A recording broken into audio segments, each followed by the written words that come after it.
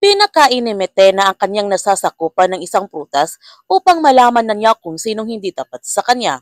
Pero mas mautak sina Zaor at Enid dahil hindi nalaman ni Metena na hindi na sila tapat sa kanya kasi may ginawa sila upang hindi mailantad ang kanilang pagtataksil.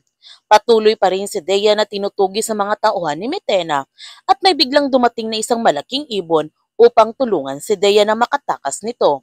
Dinala ng ibon si Dea sa kinaroonan nila Adamos at Flamara dahil ligtas siya doon. Nagulat naman sila sa pagdating ni Dea at ipiniliwanag naman ni Dea sa kanilang lahat kung bakit siya nandito. Habang sina Zaor, isinagawa na nga nila ang kanilang pagtataksil kay Metena.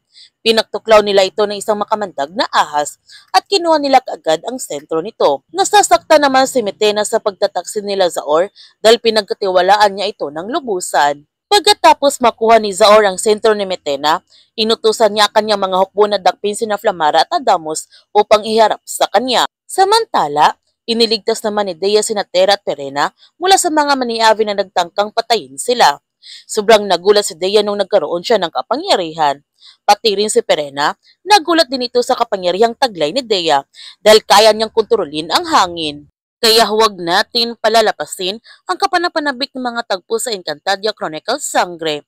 Kung bago ka pa channel ko, don't forget to like, subscribe, and click notification bell para palagi kang updated sa mga videos na upload ko. Thank you for watching and God bless to everyone!